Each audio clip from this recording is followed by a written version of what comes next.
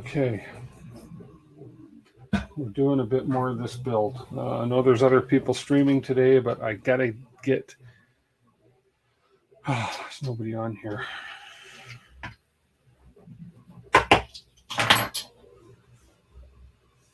Okay. Oh man, it's chilly. Okay, let's go here. We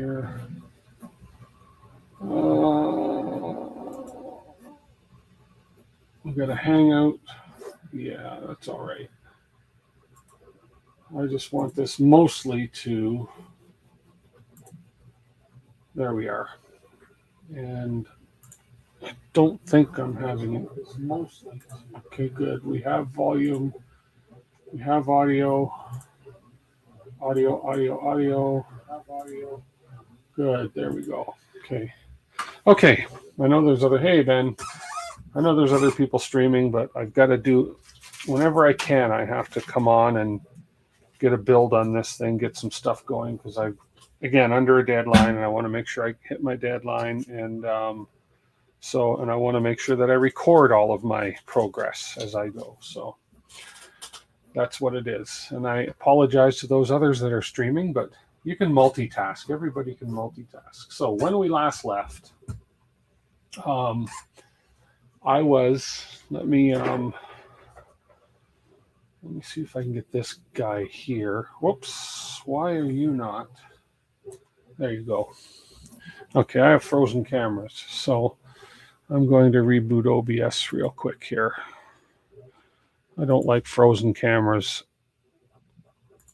So I'm going to reboot OBS, be back in about literally 10 seconds. So 10, 9, 8, 7, 6, 5, 4, 3, 2, and there we go. Okay. So I'm going to try and get this guy. There we go. So we're going to do the split. There we go. Perfect. So when we last, on the previous episode of building a Voron, we had run these belts. And what I did off camera, because of the frustration of it, is I just inserted these two little guys here. They take a little bit of work to get these back in place when the belts are underneath, so that you're able to basically pull and tension these belts through, just so we get the belts nice and snug.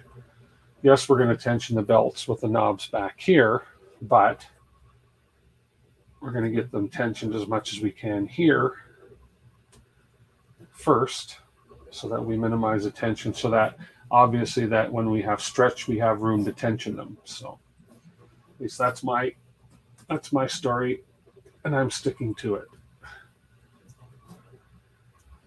So I'm trying to get as much tension on these as possible. And right now they seem pretty good. The bottom one could use a little bit more.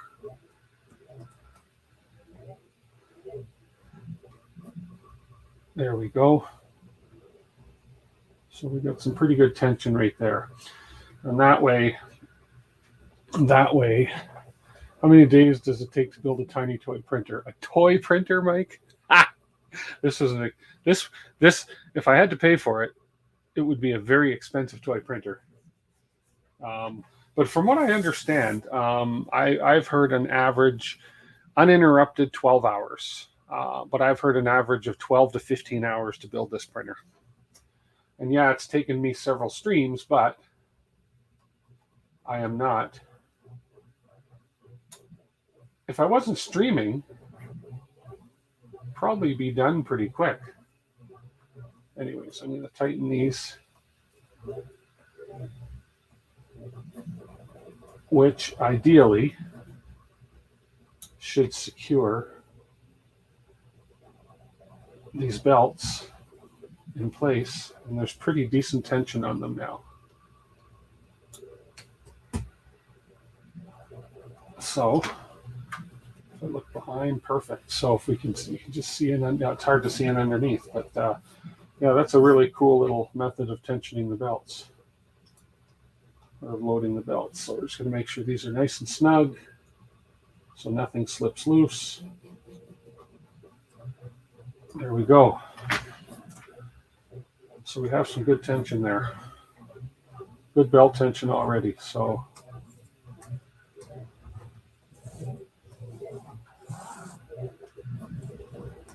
no binding.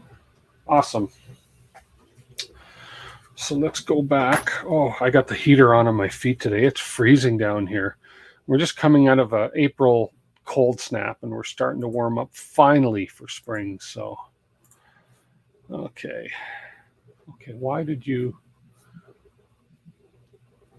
Okay, come on, Windows. I don't like... There we go. Thank you. I did not ask you to do that. There we go. Okay, so we're at this stage now. And so basically, we've run the belts. Leave the nuts loose. The belt is threaded into this part next step. So we've gone ahead and run the belts. We've left the nuts loose. We've run the belts. We've fed the belts into the... So basically, we are at this stage. So I've just fed the belts in here. We've put the nuts in. So I've installed and tightened the belts prior to fixing the X carriage to the rail cart. So now we're going to take two M2x6 button head cap screws, and we're going to affix that X carriage to the linear rail mount. So yeah, that's where we're at. Hey Duff, how you doing, Duff? Got to go share the stream link. Oh, thanks, Duff. Appreciate that. They seem to cost more than a Prusa Mini. I thought Vorons were supposed to be cheap. Like, yeah, I agree. I think the retail price of this in Canada is $8.95 for the kit. That's the LDO kit. And I would, so far from my experience, I'd recommend the LDO kit, 100%. But yeah, I think. Then again, it's a Core X. You're getting a Core XY. You're getting a custom, not a custom. You're sort of getting a custom build, but you got a small volume. It is, I would say, overall, it's a little bit pricey for if you compare it to the other printers out there. But it's also a unique design, and if legend lives to, if reality, if it lives up to its reality in the legend, it should print beautifully. It should print relatively quick. But the experience, I'd almost pay that much just for the experience of the build, because boy, you get real. I believe everybody, if they're serious about this hobby, at one point in their hobby career, hobby life, should build a printer from scratch. M2x6. The next challenge would be, I got to find my M2x6 screws here while I talk. They're the tiny little guys. I think that might be the ones that. M2x6. There we are. And we have 4 left, exactly. I think the challenge would be to eventually, in one's, if you're really serious about it, is design your own printer. Design your own open source printer. But I'm not at that stage. I don't know if I will be at that stage, but that would be an interesting challenge. Hey, Scott, how are you? Thanks, everybody, for joining. And I know there's other folks streaming, and I don't mean to step on other people's streams, but as I said, I need to get this built. And so that's basically the reality of it, is I have to get this finished. So we're going to thread this into the... Okay, don't drop the tiniest screws in your kit. I need to get this finished for the show that's coming up in Calgary, and I don't want to leave it to the last minute. Because we've still got some electronics, we got software, we got all kinds of stuff to do on this yet. So, and because I want to stream most of it, I just need to stream whenever I possibly can. So there's the one. To be fair, they can be cheaper, but will it be the same quality as the LDO kit? No, I agree. I mean, it makes a huge difference. Like, one of the next steps we're going to do, because of course I've been reading ahead in the manual, is assembling the bed. There's going to be very little to do assembling the bed, because LDO has gone ahead and done a lot of the critical steps, like mounting the heater plate to the bed. Instead of having to provide the glue to do it and have a possibility that the builder has issues with it, they've gone ahead and done that.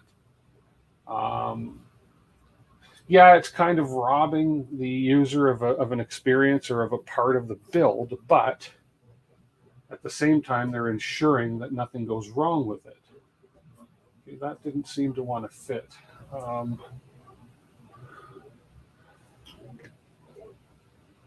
So this is mounted here. Okay, and that's snug, but that's good. That's because the belts are nice and tight, but there's no binding in my path here.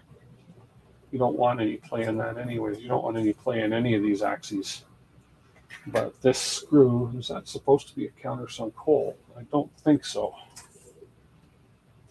It doesn't show countersunk in the drawing. So the one I'm looking at on the screen here, I'll blow this up a little bit. There we go.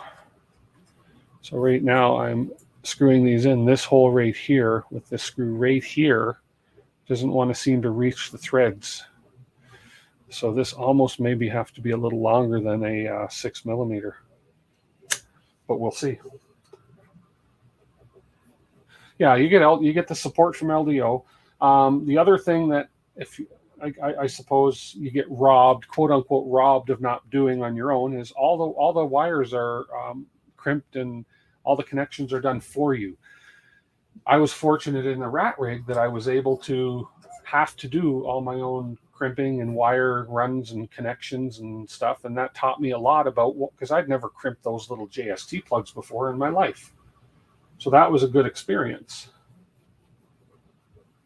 Yeah, that's definitely, you can see on my bottom left screen here what I'm doing. That's definitely not going to fit through and catch those threads. So this needs longer than a 6 millimeter screw here. I don't know what that other hole is for, but I just know that this is the one right here that I'm trying to thread into. And there's nothing blocking the hole. And then even if I hold this screw, oh, and I just dropped the tiniest screw in the kit. Can you believe that? Oh, and I think it went into my heater. Hang on, I gotta look on the floor here.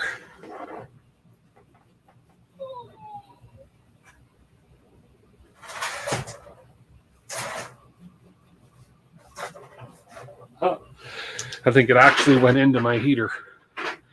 Okay, anyways, we're gonna not worry about that for a moment. I'm gonna see if it didn't fit anyway, so I'm gonna see if there's an M2, a little longer one, 2.5 by 6. Do we have any other? Oh, you know what? The ones for the linear rail. I think those are M2s by. Let's see. I think those are a little bit. I think those are 6.5. Let me see if they fit. They are M2s.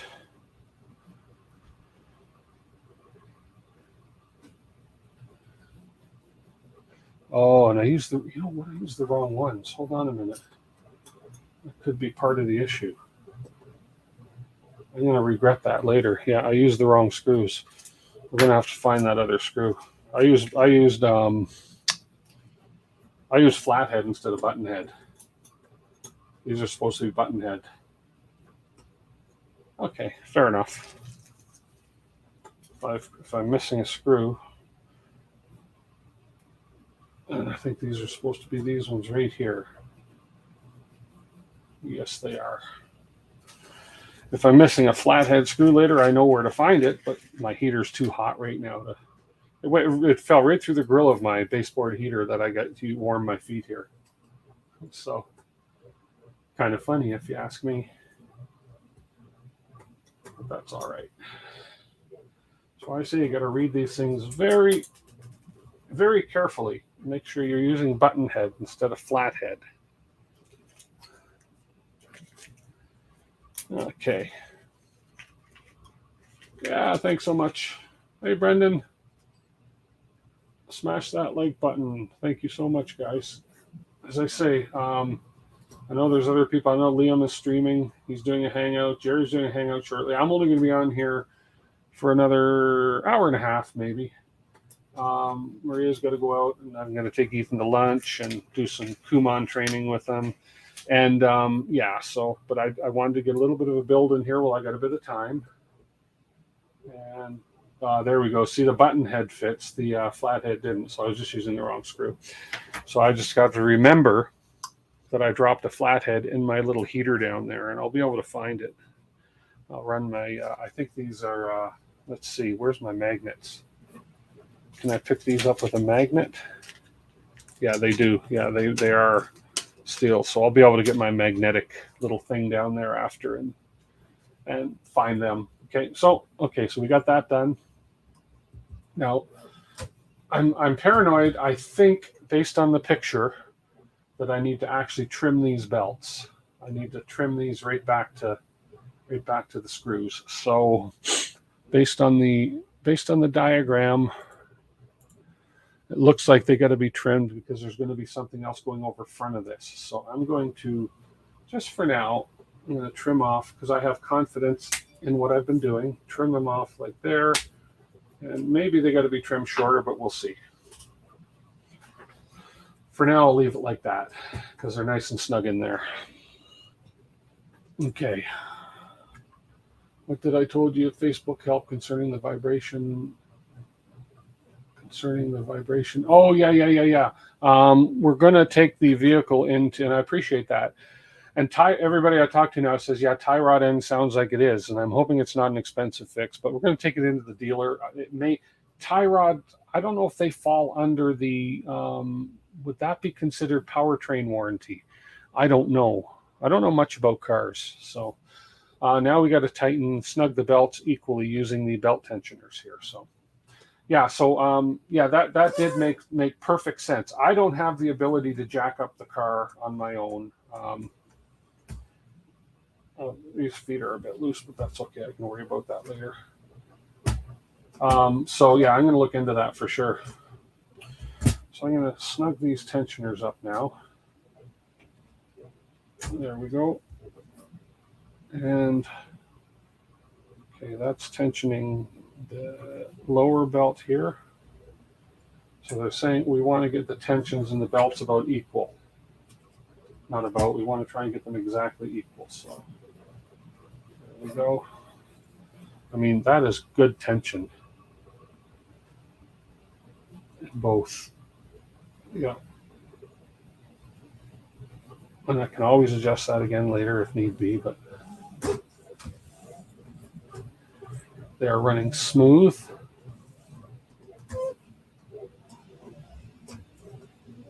Very smooth. There we go. Okay.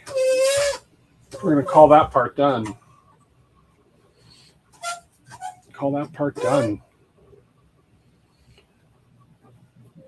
They're part of the suspension and steering. Also, it won't be covered under the powertrain warranty. Yeah, dang. Oh, well, we'll see.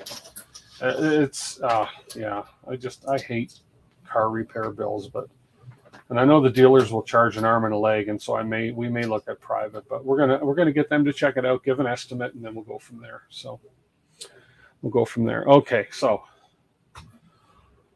now this section intentionally left blank. Now we get to put the print bed on. Yay! It's going to start even looking more like a printer. So, we get to do some more heat set inserts.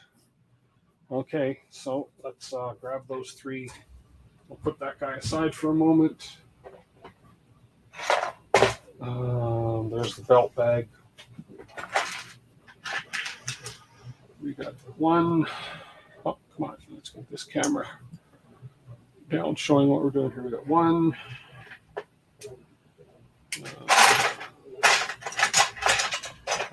Somewhere in here. There they are, 2, 3 of those guys. They don't show which side these are going in. I don't think it matters, as a matter of fact. So I can put them in the top side. I'm going to just have a look. We're going to have a look. There we go. Let's have a look here. I'm going to go ahead a couple pages just to see if there's any more. So we're going to do that. See, and this is what I was talking about right here. The magnetic sheet, the orientation. Yes, we know front to back. This whole section here about heater application. All this is done.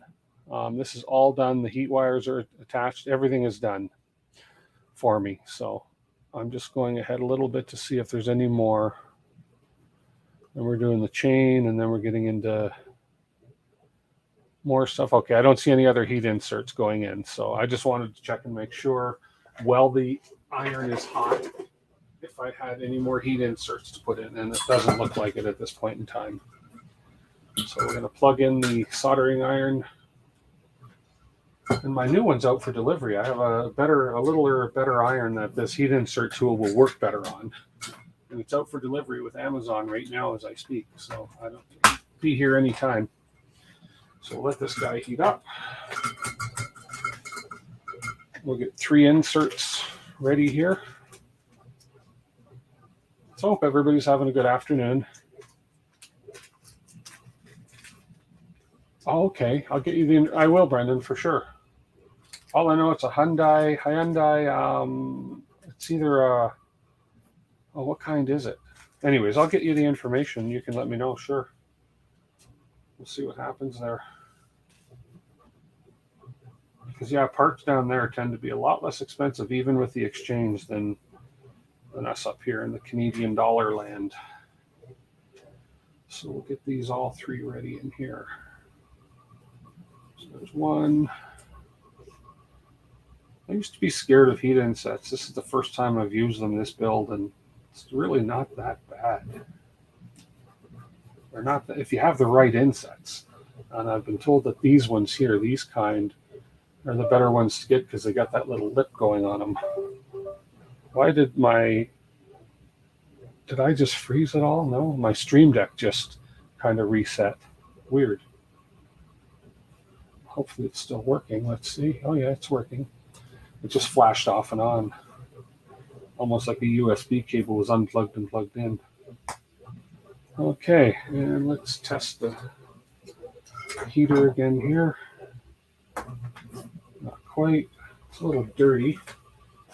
Let's see if I can wipe this without burning myself to a crisp. There we go. Whew, that stinks when it melts that cloth. And we are warm. Good. Okay, let's... Number 1.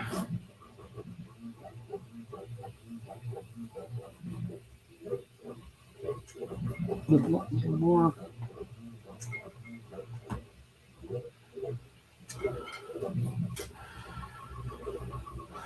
Number 2.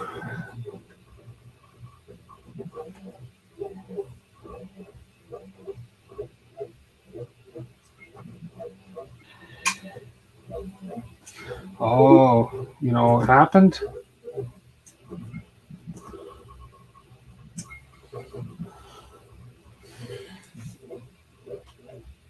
I'm not sure what else that was controlling. I just lost. What did I just lose? Okay. My floor heater. I think you can still hear me.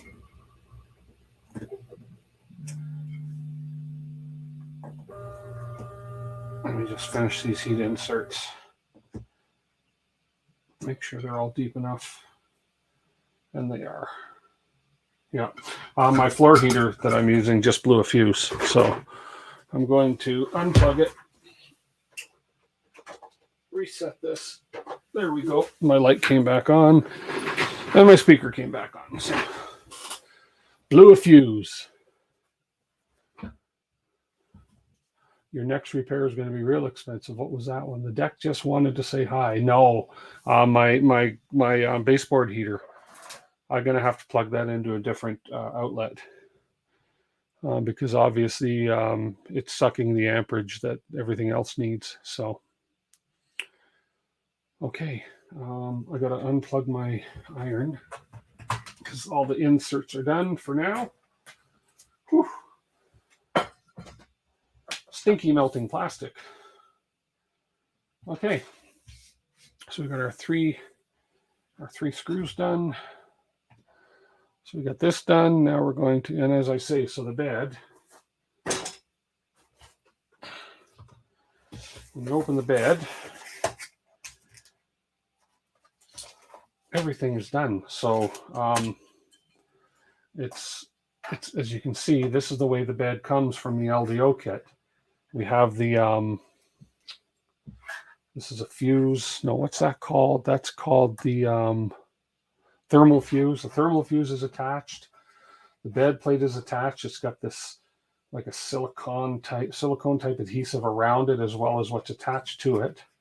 Yeah, and everything is neatly ready to go right out of the box. So it's great. So they've saved that aspect of it. The only thing they haven't done is put on the magnetic base on the bed, which is fine. I'm okay with doing that. Now we have our springs and our bed screws. Okay. Floor heater. It's mid-April. Hey, it is right now. Temperature outside here right now in good old Calgary is it just hit 0, but it was -5 last time I looked, and we had snow on the ground and it's starting to melt. We're starting to get into our warming phase finally.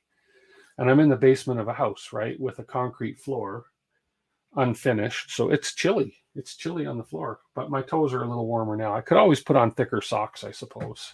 So, yeah. Transmission. Oh, man, that's expensive. Wow. Okay.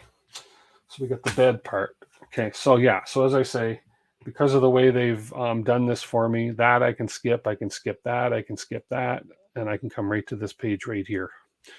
So we're using M3 lock nuts, and we are using M3 by 40 screws to attach the bed. Okay, so let's get to that part. M340s. They should be easy to find because they are long. Yeah, easier said than done in my... oh, you're hiding. There you are. You're hiding. So we need 3 M340s, button heads. There we go. And lock nuts. I haven't used those yet. So they're going to be M3 lock nuts, 6 pieces. Here we go. We have lock nuts. Oh, wow. Unfortunate with my vehicle I drive, I lease it through the company, and I get a new vehicle every 4 years.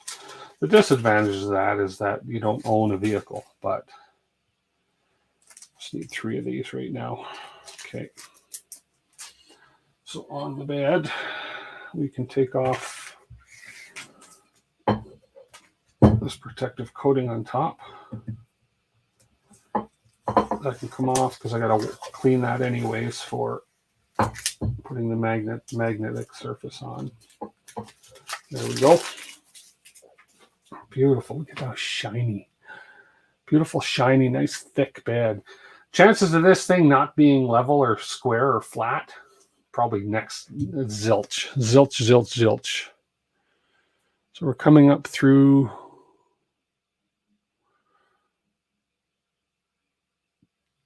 Oh, I see. Okay. So basically what we're doing is we're putting these 3 through the front.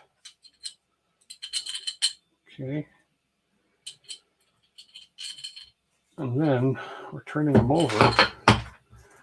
And we're putting the lock nuts all the way down. That's interesting. So on the drawing here, we're putting the lock nuts all the way down to the base of the bed, tightening them, prevent the screws from rotating. Of course, because when we put the springs and the thumb screws on, we don't want those screws to be rotating at all. So, okay. So I should have,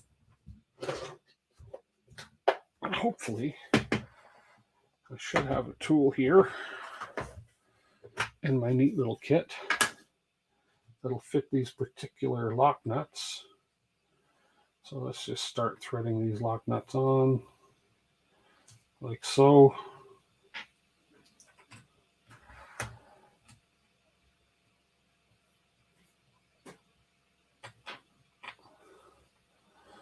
Not mentioning that it's sunny and in the lower 70s where he lives. Yeah.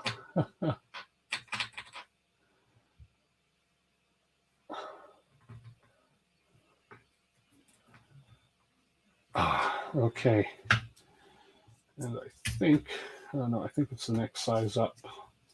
This one, let's just see. Nope, a little bigger. There we go.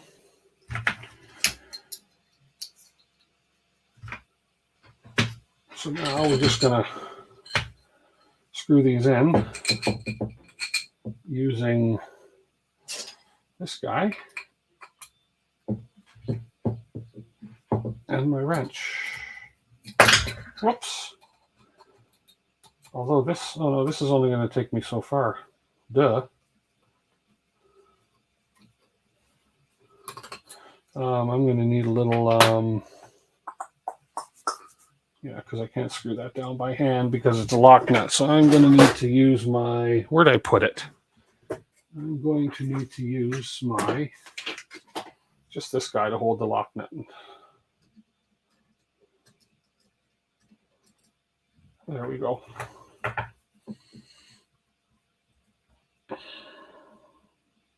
Yeah, I have a friend that's got a Honda Fit. He loves it. They love their Honda Fit, and he's a fellow scuba dive instructor, and he can fit. It's amazing the dive gear he can fit in the back of that little thing. So,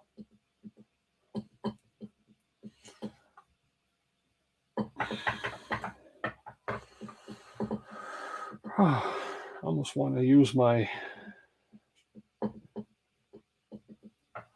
I got 3 of these to do. Let me check something here. Hang on. Let me pull this one out.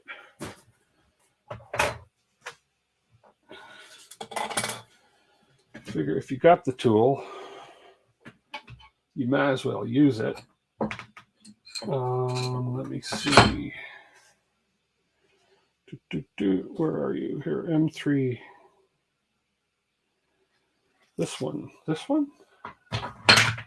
Is this the right size? Yeah, that's the right size. So let's just put this in here. Let's see if I can get this thing to work. Let's see if this has the torque.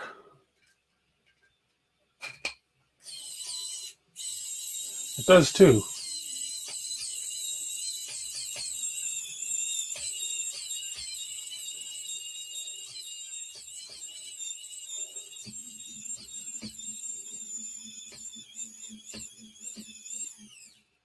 There we go. That saves a bit of time. We can tighten that right down. 1 down.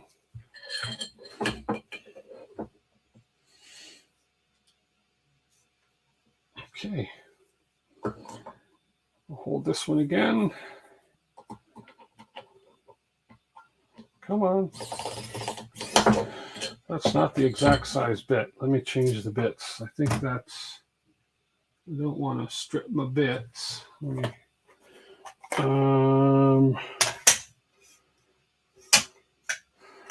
no, maybe it's in this side. Yeah, it's probably going to be this one. Yeah, that's the right one. Okay.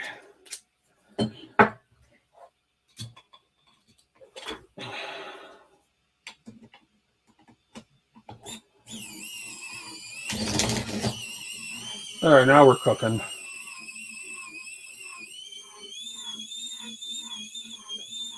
Oh, cool. Off-grid solar power. I think I'm taxing the torque on this little power driver, but it's okay. It's working. Oops. Saves my wrist a little bit of work. Dun, dun, dun.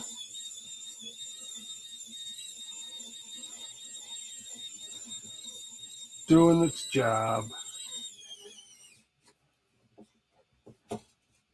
There we go. 2 down. I'd still be on the first one if I was doing this by hand.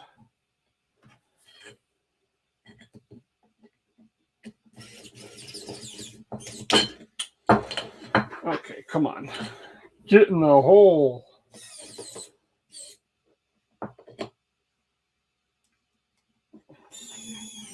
There we go.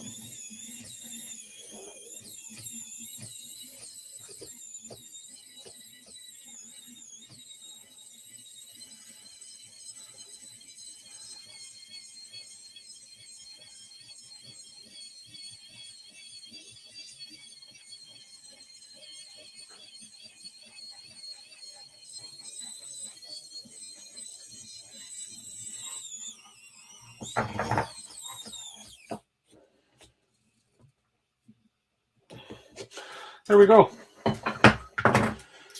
Right tool for the right job.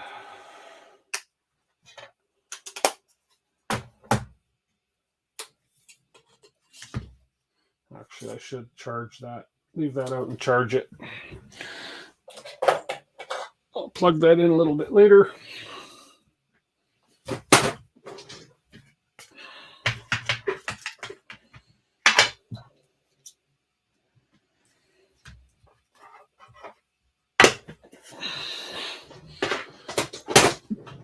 Okay. So we got this part done. We got those tightened in. So now we're going to put the springs through all 3 holes, and we're going to put the thumb screws on the bottom. Okay, and then I've got to, let me just read this carefully before I go ahead. Okay, so one note on the bed wires and cable chains. The heat bed that we specify in our sourcing guide has individual wires. This allows for easy installation into these parts of the cable chain. If you sourced a different model from the next steps, might not be easy. Path for heater wires. Oh, I see. Okay. Okay, so I have to, so we're going to run the wires through the chain. And there is a path underneath for the guide the heater wires in the highlighted path and secure them using the zip tie loops. Okay, I see where it's going. Okay, so we're going to basically, we have to run some cables. Why is there a little baggie tied to this one? Oh, it's got a little additional plug. Oh, I see. So they've actually crimped the wires on here, and then we will attach the plug. But we'll worry about that when the time comes to wire. So here we go. Okay, so I'll put that little plug aside. Actually, I'll put it, don't want to lose it. Yeah, I can put it there on the base of my light. And then we'll undo these wires.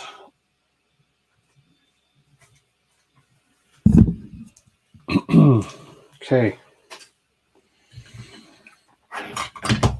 We've got springs.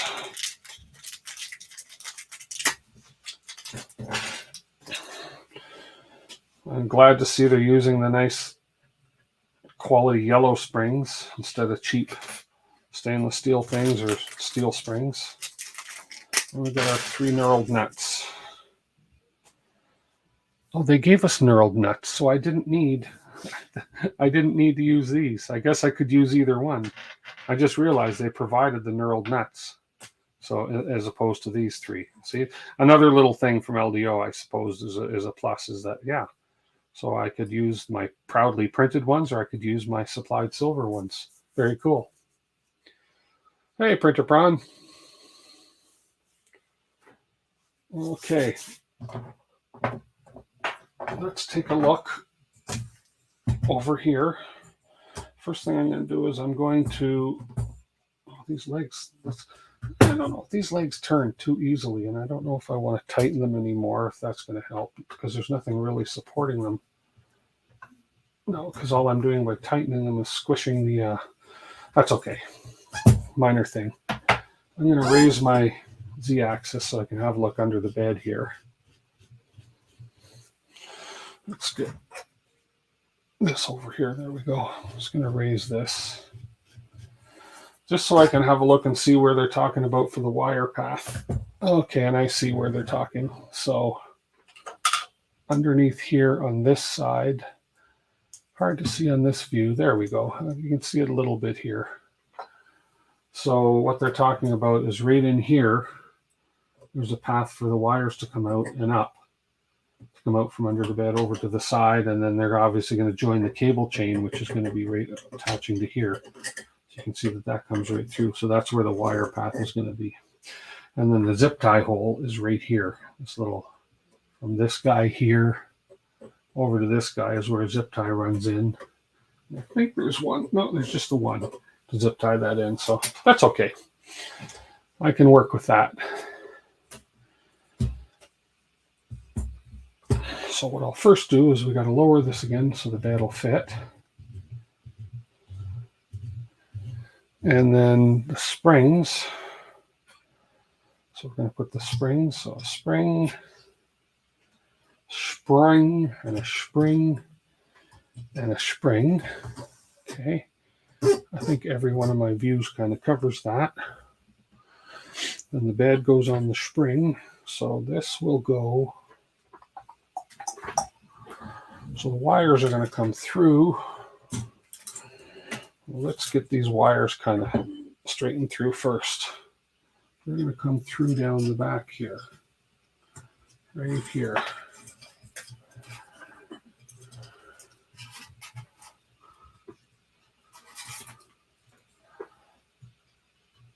And we'll line those bolts up with the springs. Make sure we get through. We're through. We're all through. And then we got the wires coming out the back. I believe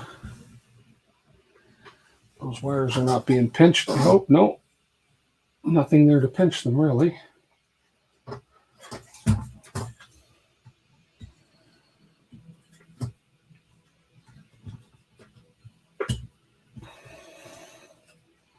There we go.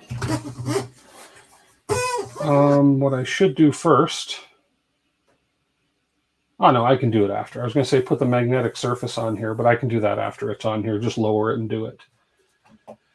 They probably want me to do that first, but I'm pretty confident I can put that on without issue. So you've been printing with the... You beat me to mentioning that to DeWitt. What? Do you want to install the magnetic bed later or when it's installed in the machine? When it's in the machine, Pete. I just saw that. I can do that no problem because, I'm confident in this. I install signs. It's part of my full-time gig is printing signs, and I install a lot of signs, and I do a lot of vinyl work. So, I will be fine with putting that on after the fact. No problem at all. Do a little bit of a hinge, blah, blah, blah. So anyways, we're good.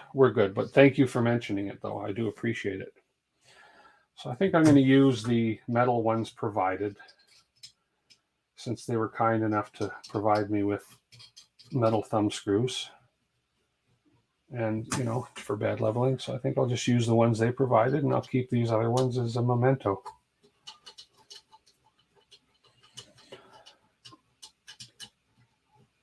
There we go.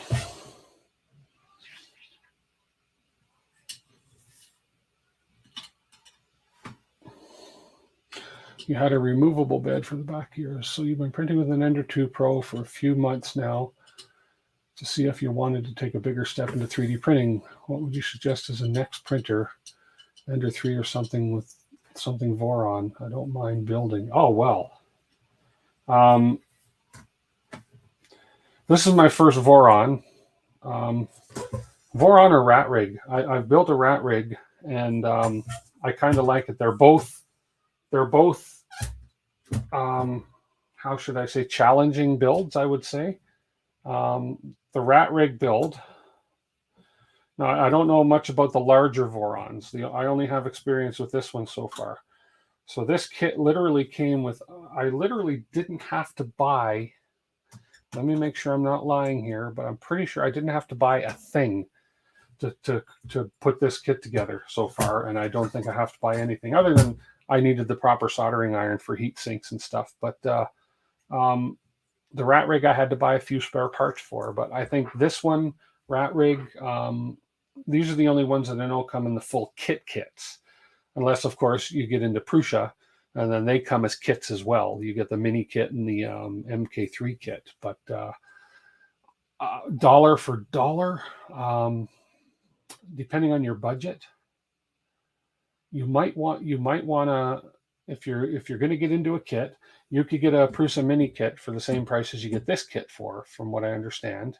And because this, I think, is about in Canada, I think this is about $8.95. I'm not sure what that is in the US, but Prusa Minis can be gotten for those price ranges. So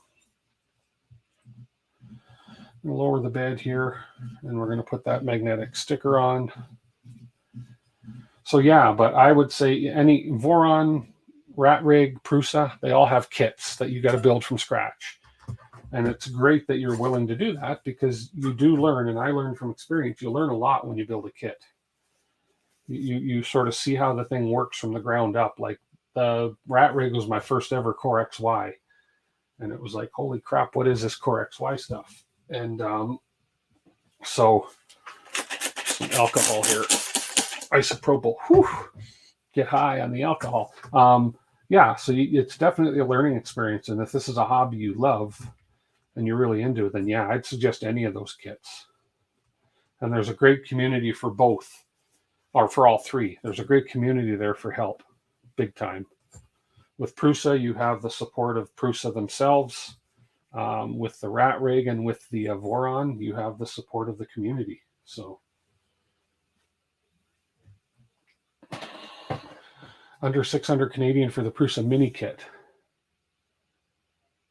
Yeah, larger print volume, and it's a quote unquote little challenge for you as well. So okay, so we got the bed clean. So now we will peel back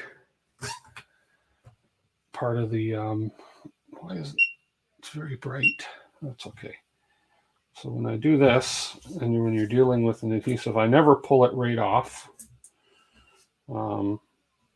Learning from the sign world, I always pull back about, and this is the 300 LSE is a really good adhesive from 3M. So, I mean, they didn't chintz out on anything on this kit.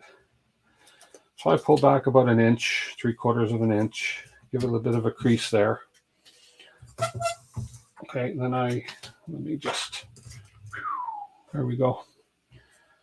And then the breast is just a matter of, then I line up the part I didn't pull back on the bed. And that little hinge I created gives me a little bit of a bubble or a airspace there to float this around a bit. And then you just, boom, tack down the back. We're good.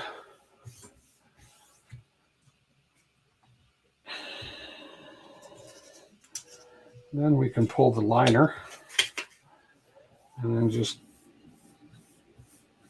fingers fine, slowly but surely bring it back, making sure there's no bubbles. Hard to get bubbles on this particular type of thing anyways. There we go. And then we're on there perfectly. We're good. Beauty. Yeah, it's nice. There's a vinyl called a Comply adhesive from 3M. It's for doing decals and vehicles and stuff. And it's basically, you can pull your liner off this vinyl, stick it on a surface, and you can actually still move it around the surface. And until you squeegee it, when you squeegee it, it activates the adhesive and sticks down. You can still pull it off, but it's the idea is it's Comply so that you can move it around, get it in the right position, then squeegee it to permanently put it down. It's pretty cool. And let's just throw just because we'll throw the little textured sheet on here. There we go. Yeah, I'll throw them both on here for now just to, that's not going to stick too well. So we'll just put this one aside. Okay. That's that part done. I'm not going to worry about the leveling right away because I of course can't level till I have theoretically can't level till I have a hot end. But what I am going to do is I'm going to compress these springs a fair bit. The bed is cute, isn't it, Ben? It's tiny. Very cute bed. With my big fingers, it's hard to get in underneath this bed. Here we go. Just going to compress these springs down a fair bit. There we go. Because compressed springs are a lot less likely to go out of level. There we go. That's good enough for now. Okie doke. So I can put these 3 pieces aside with my spare parts, wherever I put all my spare parts, which I'll just throw them in the bottom bin there. Okay, so we've got this part done. Now we're going to run the cables underneath, and we're going to put the chain link on. Okay, so we're going to run the cables. Okay, let's turn this over. And I'm just going to bring the x-axis up, or the z-axis up, sorry. Get ready for fun. Oh, really?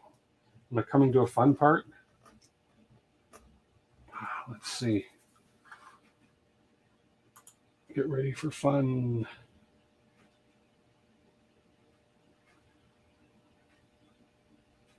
Okay.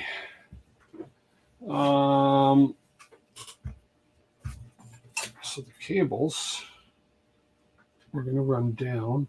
Oh, I see. So there are 2 zip tie ports here. So I'm going to try and give you the best of view of this as possible with this bottom camera. Actually, if I make this a big, there we go. Okay, so there are zip tie holes down here and in the corner. So let's take these, sorry for my hands here. Let's run these cables up.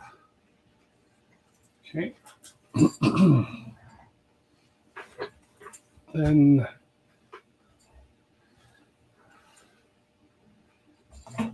first thing I'll do is I'll prepare a zip tie. Let's see. Where's the bag of zip ties they gave me?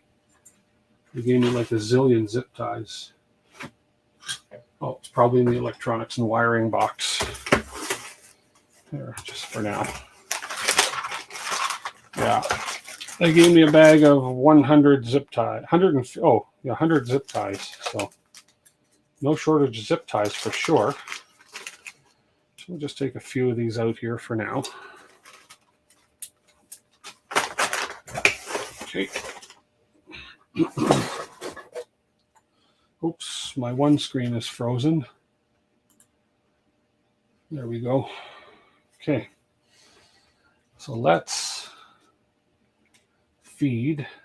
Now I'm going to try and back this up a bit because my big hand's going to get in the way here, but can't help that. Let's feed this through. It should nicely, if the print was clean. There we go. So you can see the zip tie is popping through the other side beautifully. There we go. There's one. May as well throw the other one in while I'm at it. Actually, if I come from this angle, I don't know. There's no real good angle when you're in something tight like this. First time chat from viewer. Hey, Milan B3D. Welcome. Thank you. Thanks for watching. Okay. Now we're going to feed this guy through this hole. And if all is right, it should pop out the other side. There we are. Look at that. These prints are great. Okay. Now we're going to attempt to, I wish the bottom wasn't on here. Well, first of all, you know, this is, if you have small hands, you have such an advantage at this stage of the game. So first of all, I'm going to start this zip tie. Since I got the wires in there, if I can see it, man, that's tiny opening. There we go. Okay, so we got the one started, and I'm going to start the other one, and then I'll worry about running the wires. Come on. Get over. There we go. Okay, we got both of the feeds started.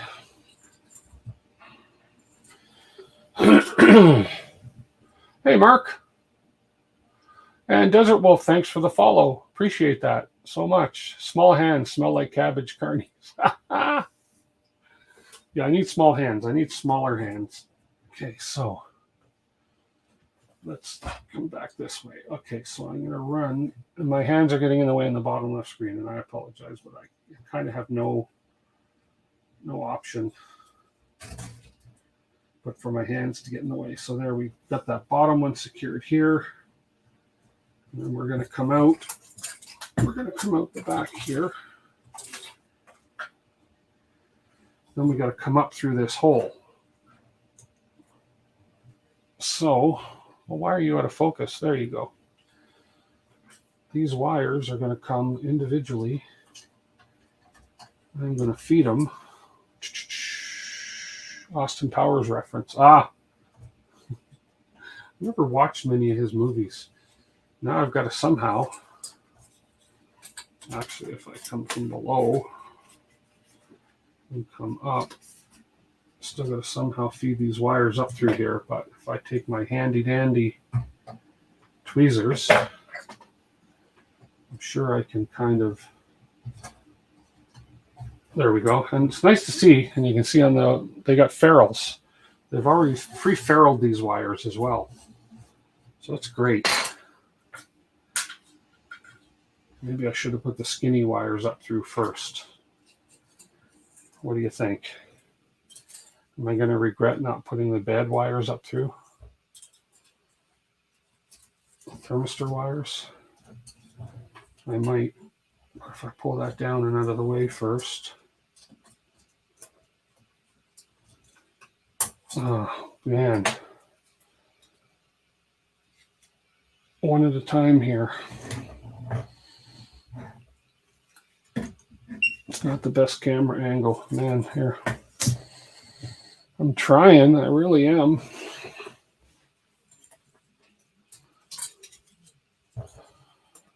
So if we give that wire a little bit of a curve.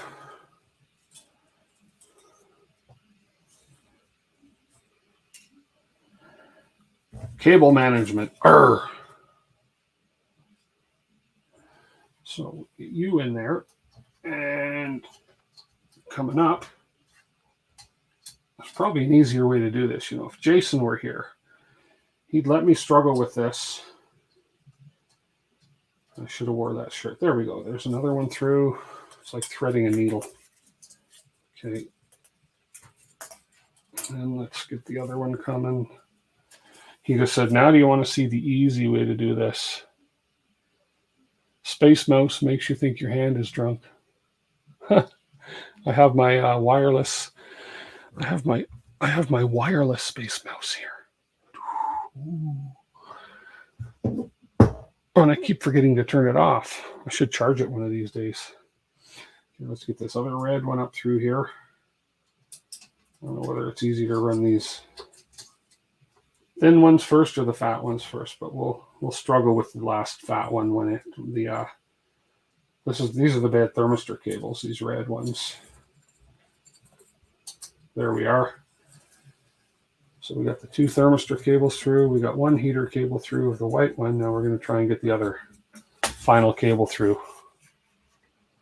I got the wired model at the office, and I decided to get the wireless for home. I don't know if this was such a smart idea. Oh, it's going to work. Just going to get my tweezers in there. Get a grip on that ferrule. Get a grip on that ferrule. Come on. Come on. You were there. You were there. You had it. You little bugger. You had it.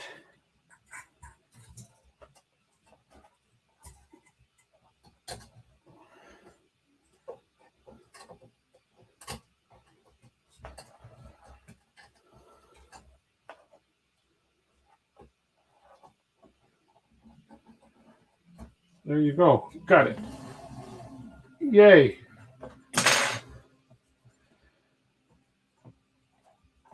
Okay, there we go. I can zip tie this one down now. There we go. We got it all. Yay. Just takes patience. And for those of you thinking about doing a build and you haven't done a major build before, it does teach you patience, big time. If you're an impatient person like I used to be, doing a build like this teaches you that patience is definitely a virtue.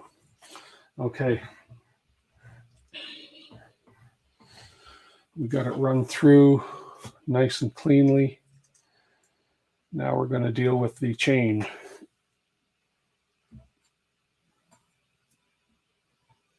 Oh, really? I assume this is going to be a quiet printer. I don't know. Just because it's small doesn't guarantee it's going to be quiet. But hey, where did I put the rest of that cable chain? Right here. There we go. So let's see what the destructions say. They don't tell you much other than attach the previously removed part of the cable chain to the end link. Guide the heater wires through the chain. The end piece of the chain was attached earlier in this step. If you missed this installation, you may be able to mount it outside a printed cable chain. The end piece of the chain was attached in an earlier step. Yes, it was. Okay, I see what it's saying. So, yeah, so the end piece of the chain was attached earlier in the build right here. Okay, and then the other piece of the end is obviously attached right here. So, you know, this camera needs a zoom lens. There we go. So I need to right here, right down to here. So, and one's a male, one's a female. It's easy to figure out which is which. So I think if I run the wires first, no, hang on, yeah. So if I run the wires through the chain first, 1, 2, now this is going to be easier said than done. Okay, let's see. If I run the 2 little heater wires first. Come on, don't poke out the holes, you little buggers. Just, come on, straighten the chain out. Get right through. Okay, we have one stubborn guy. Okay. Actually, if I twist you two together a little bit at the end, so you'll cooperate and not become 2 separate pieces. Let's see how this works. Oh, much smoother. Oh, one of you fell off. You know, you have to not cooperate. You guys have just got to learn. Do I have to tape you guys together to behave? I do. Let's just utilize, let's just tape all 4 pieces together and get it done. If that's possible. Will they all fit? Well, they have to fit because they want me to run all these pieces through the cable chain. So they have to fit. So if we do that, and if we do that, there we go.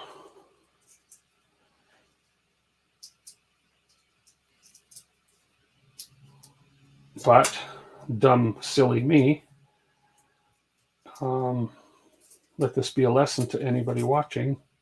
Stagger all the ends so that you're not populating the whole thickness of all these attachments or of these ferrules, etc., all at one spot. Stagger them. There we go.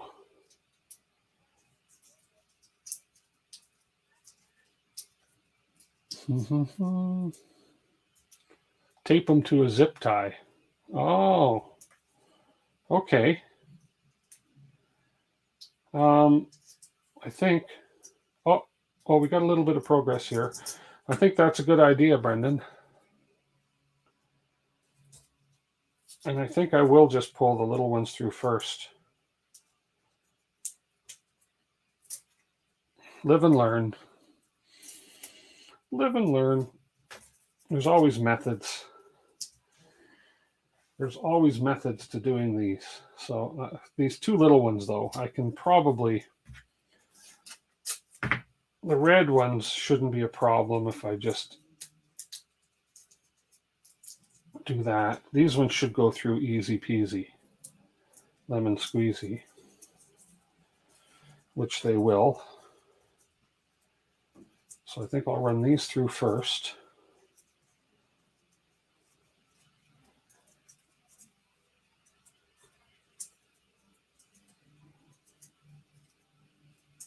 There we go. So the red ones are simple.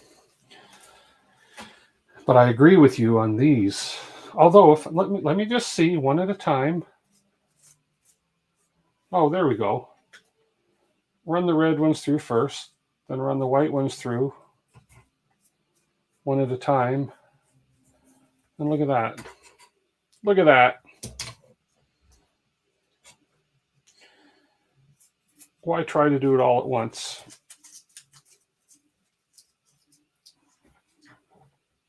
Okay, that was easy, as they say at Staples. So now this has got to come.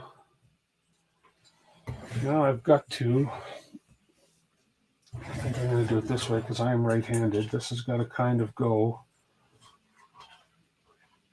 I see. So the cables have got to come down, bend through here. And I've got to clip on. Let me lower the Z-axis a bit to give me a bit of room.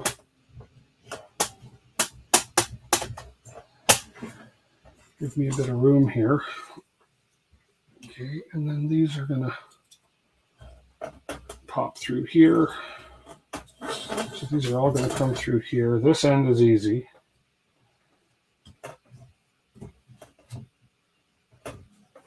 Or this end's supposed to be easy.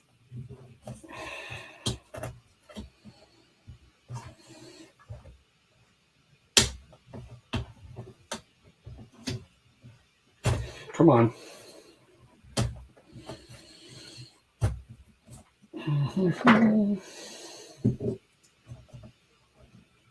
There we go. Okay, that end is on. Now I just have to kind of tell it.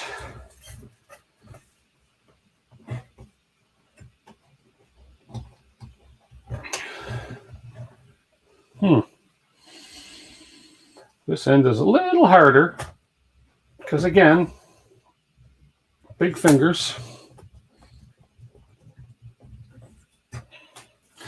And yes, I'm always going to use my big fingers as an excuse.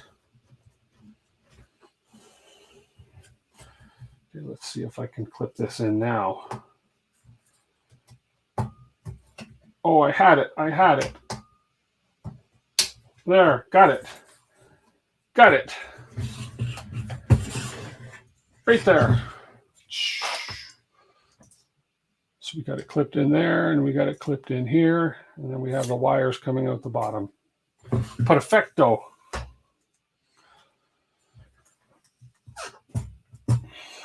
There we go. Nice. I think I did that right. Or should I have run? Hang on. No, I don't think I did that right. I didn't do that right. I didn't do that right.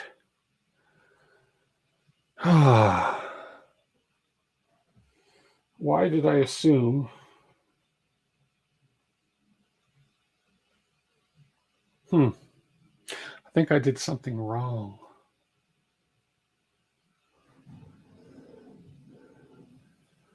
I want to check something in a further. I got to zoom ahead. I think I just made a mistake here. No.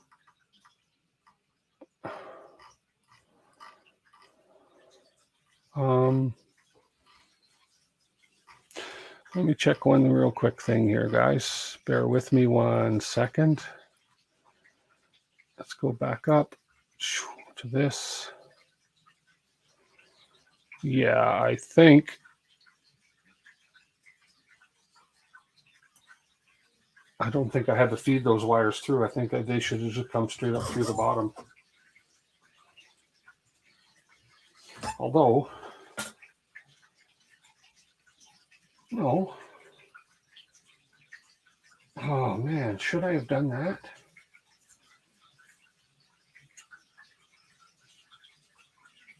See what I'm looking at, and I think I did it wrong.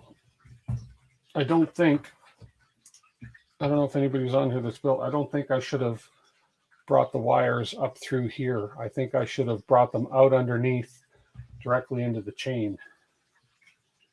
I'm just looking at it aesthetically. I don't think that is correct. I think I should have come underneath and straight up the chain so that you don't see them.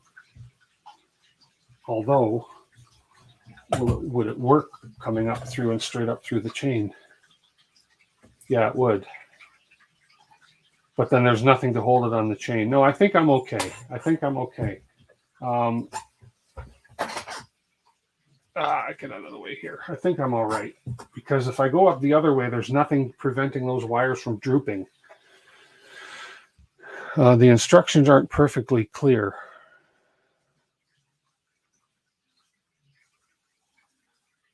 Yeah, they don't give a really clear picture of that. And I can't find, I was just looking for a reference picture of the side of that when it's finished building. And I don't really, if I go back to the first page, yeah, it doesn't show anything about how those wires are coming out of there. So I think I'm going to leave it like this. Well, I don't know. I'm kind of second guessing myself here.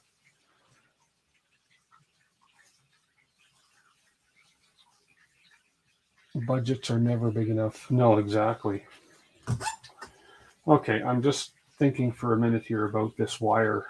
If I ran that through there, if I should have. It's not, it's going to work. I mean, it's not going to bother anything. It's definitely going to work. But I just don't know if it's right. I mean, yeah, the bed runs up and down, no problem. It's not impeding with the wires. They're out of the way. I think I will leave it like that. I think that's the best strain relief on them and everything. So yeah, I think I'll just leave it like that. If it's wrong, I'll never hear the end of it, but that's okay. I can handle it. And I've only got about another half hour to stream before I got to take Ethan out for lunch. So let's see what the next step is here. Oh, my screen just went blank again. My computer's telling me, stop. No. Okay. So we finished here. Page intentionally left blank. End stops and rear panel. Okay. So prepare the two end stop switches for X and Y. End stops are wired in a normally closed configuration. On micro switches, those are two outer terminals indicated by C and NC. Okay. Prepare the switch for Y by soldering 250 millimeters of wire to each of the outer terminals. By soldering 250 millimeters of wire, solder 450 millimeters of wire to each of the terminals of the X and Y end stop. Okay, so we do have to do a bit of soldering, maybe. Now let's just see. Let's just see what they provided here. I'm assuming we're going to be into the electronics box here.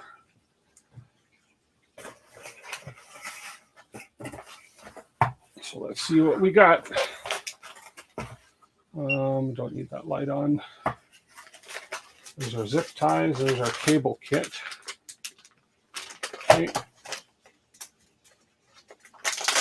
Let's pull this out. I think that's all I need is this one for now.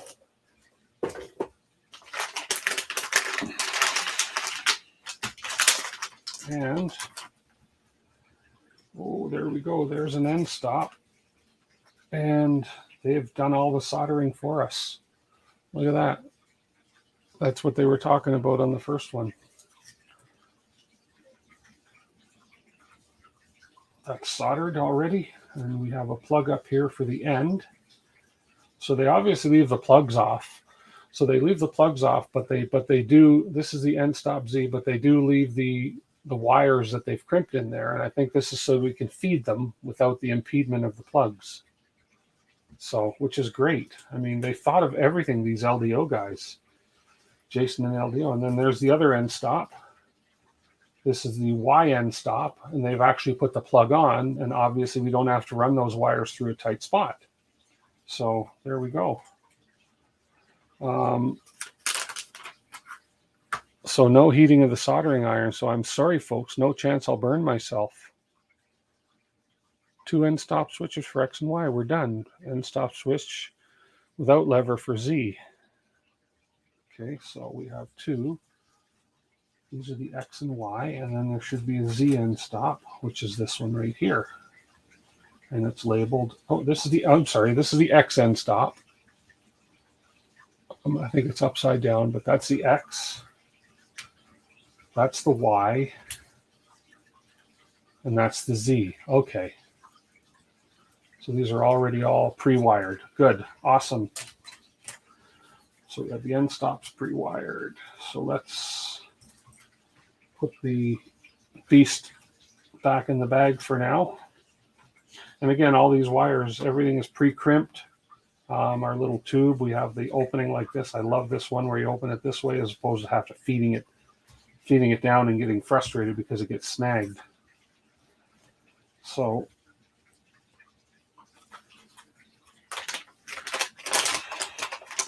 if you're not a big fan of soldering and wiring and such, this LDO version of the kit is great. Okay. Then I'm kind of moving on to the next step. Slim Pickens 07, thank you so much. Oh, Astro, did you just raid me? Thank you so much for the raid, Astro, for the raid, Liam. I appreciate it. Wow. Okay, we have Slim Pickens just followed. Thank you so much. And we have Dr. Derp just followed. Thank you so much. I appreciate it. Wow. No wires. Thanks so much. Wow. I'm going for about another half hour. We're just continuing the build of the Voron 0.1 here. So, yeah, now we're at the stage where we're doing a little bit of wiring. And I found out, first thing I saw here was solder. No, but they've pre-soldered and pre-wired everything for us in this Voron 0.1 kit. So kudos to Jason at LDO and those guys for putting this really good kit together here. So absolutely incredible. Okay, so now we're going to XY end stops. So the X end stop micro switch is going to be mounted with two M2x10 self-tapping screws. And the Y end stop micro switch is going to be mounted with two self-tapping screws. And it says, mind the switch orientation, pay attention to the position on the switch lever. So what I do in this case, because I have these old man eyes, is I'm going to zoom in a little bit. And just to make sure. So this one has the flappy lever thing here. They both show the flappy levers, but only they're not the exact same switches that we got in the LDO kit. So let's look first at the, there we go. Let's look first at the X end stop switch. So that is this one right here is the X end stop switch. Okay.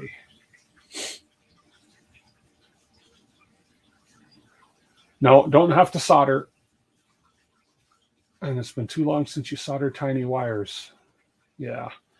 I've got lots of practice with the soldering lately, and I don't mind it at all. And I've got I got a really cool helping hand soldering station and blah, blah, blah. But yeah, if, it's just convenient. I was happy to be doing the soldering when I did the rat rig build, but it was nice just to see this LDO kit did all the soldering and crimping and everything for us. So, okay. So we are looking this way. So I'm going to, let's just see here. Oh, okay, I see where we're going now. So what we're looking at is on top of this, where we just actually finished running the belts. I'm going to loosen them belts off with just a hair. They might be just a tad tight. Yeah. Yeah, that's moving pretty good. Okay, so the X end stop switch goes here. I'm going to grab those self-tapping M2x10 self-tapping screws, which I believe are these ones. 2x10, yeah. So we'll grab two of these and make sure I have the right size hex key for them, which is, that's too big. And so it's 1.5 millimeter hex key. And pay attention to the orientation. So this goes like that based on the drawing. So we have the flat side with the belts. I do have to cut those belts off a little more, it looks like. But we have, here, let me turn that light on. So we have the flat side. We have the switch going this way.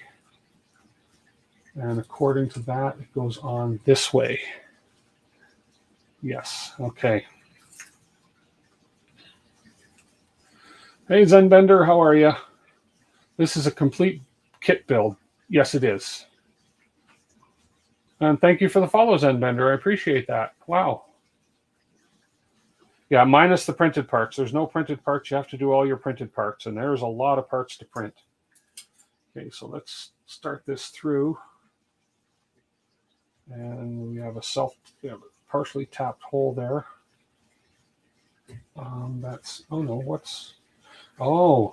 Okay, they only want one screw in there.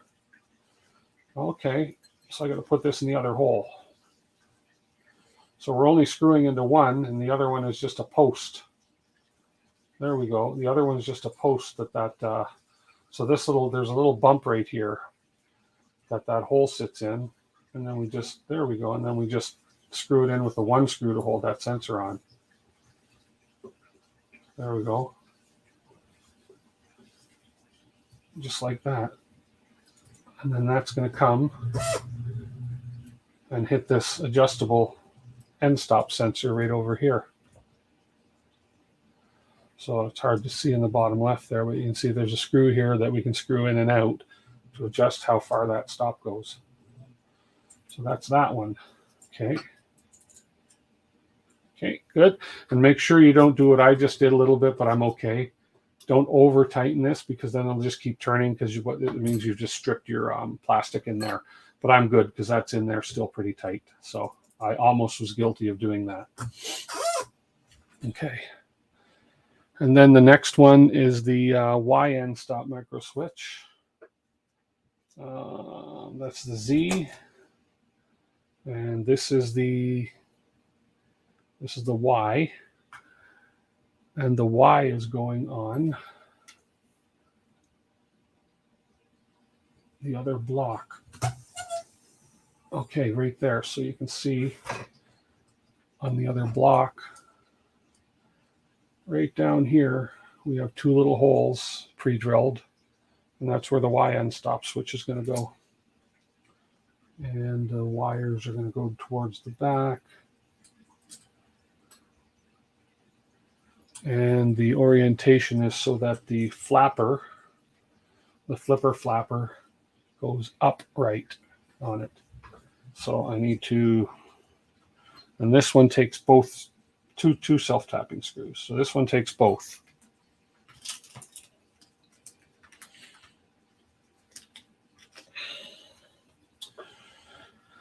So let's start by feeding the screws in so that they're started through here a little bit. There we go. Okay, and then that's going to go up.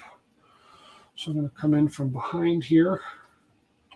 We're going to get this kind of lined up.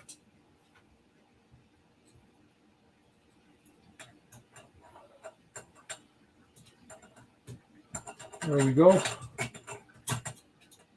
One started. And I think I need my ball head. I need my ball head nut driver, or my ball head hex keys for this. My 1.5 millimeter Wera. There we go. This will just be a lot easier to get at.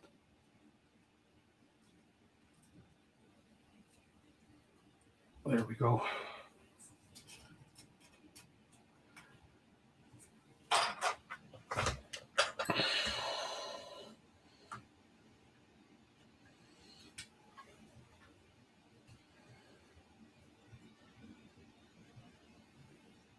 And the bottom one.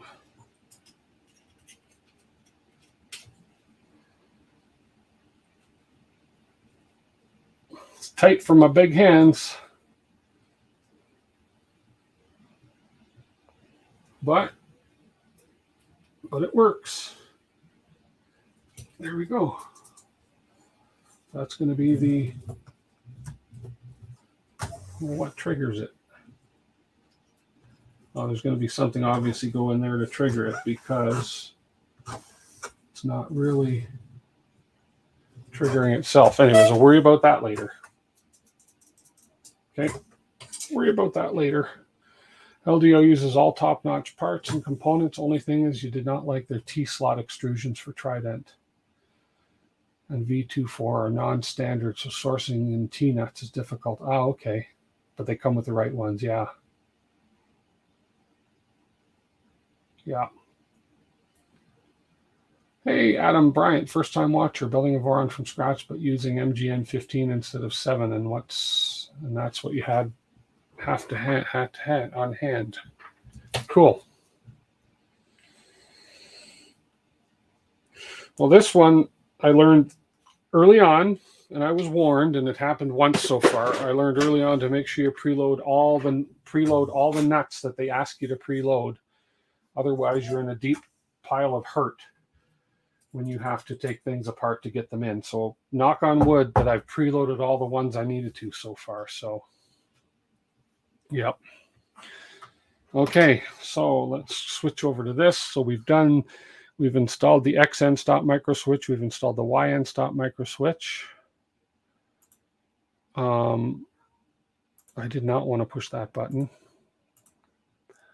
Now we're on to the Z end stop. Mind the switch orientation, of course, and that is going on. Oh, I see. So that's a separate part altogether. Okay, so let's just switch back to here. Grab my parts box.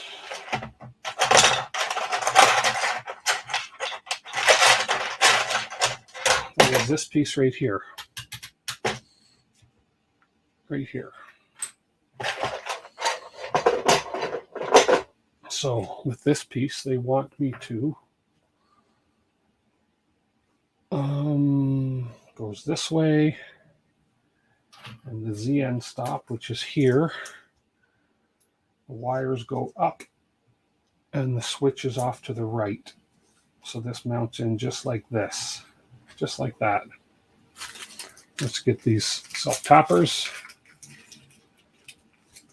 Just because, yeah, I don't have camera mounts printed for any of my printers yet, and I really want to. So I'm just going to start these screws again. Make sure I got some pointy stuff coming through the other side. An official Bear Gear get for your Prusa Mini. Cool. Sorry if I miss any chat when I'm dealing with tiny parts and stuff. Anyways, takes my concentration. So this goes in like this. See if I can find the holes.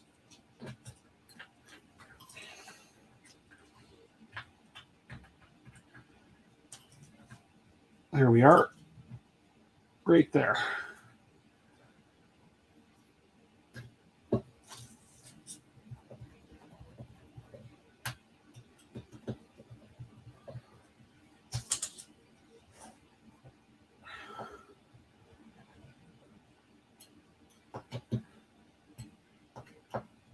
Again, not over tightening because I don't want to strip those holes. There we go. So we have the end stop switch, which is right there. That little guy. Now, this goes, let me see. So I'm going to switch back over to here. So we're looking, this mounts in, looks like it's up on the outside. No, that's on the inside of the Z rail on the right-hand side because that's the right-hand tensioner. So with M3 by 10 button heads, so means there has to be preloads. Oh no, there's not because I don't have to preload because I can slide them down in here. So basically this stop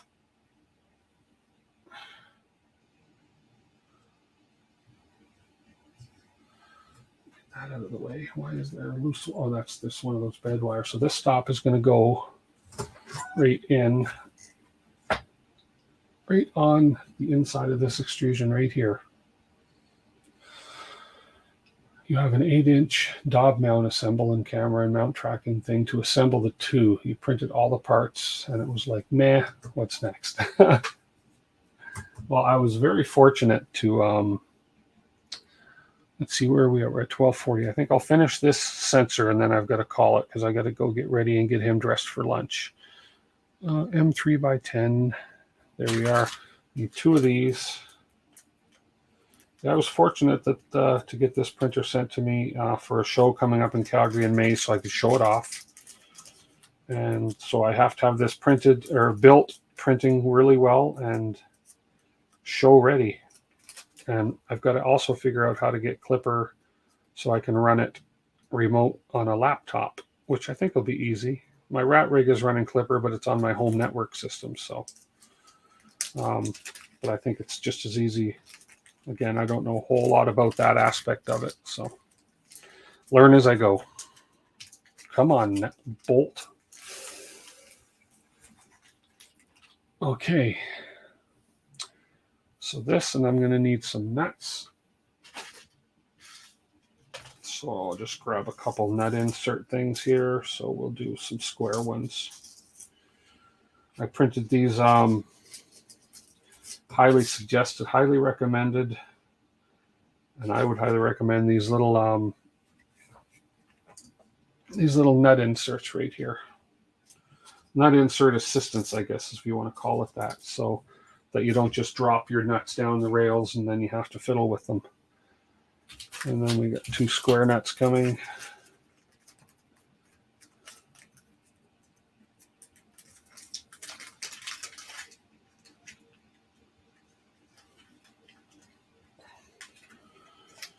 Come on, tiny parts. There we go. So then we just pop in the square nuts like so, and then we slide these down the rails, and then they don't free flop all over the place, and they're much easier to work with that setup. So that said, we will get as close in here as I can.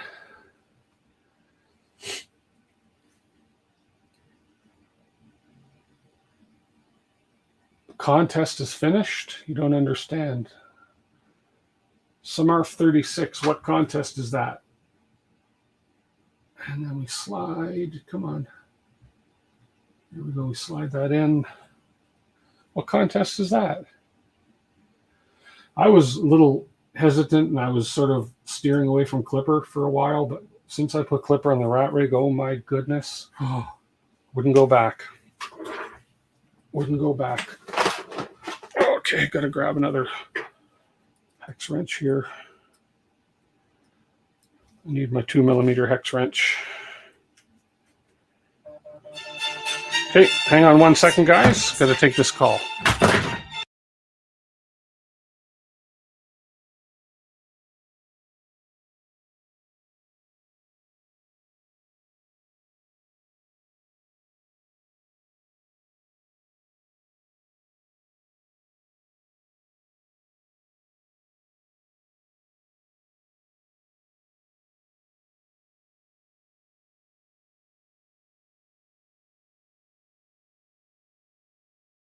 Okay, guys, I do have to wrap it up right now, unfortunately, but family comes first.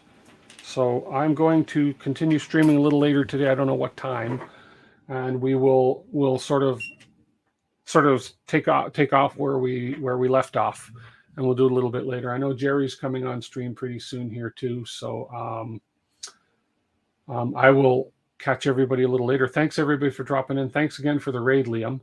Yeah, I'm pretty much at my time limit for now, but I'll, as I say, come on here later. Dr. Derp, you hear nothing but good about Clipper. Clipper is amazing. I love it now that I've been using it on the rat rig. So much easier to make configuration changes to your printer. So, but I got to run, so we'll catch everybody a little bit later. And thanks again, everybody, for watching. It's been really fun. And subscribe and like, and you'll get the notifications when I come on again, or follow me on Twitch. Thanks, everybody. See you guys later.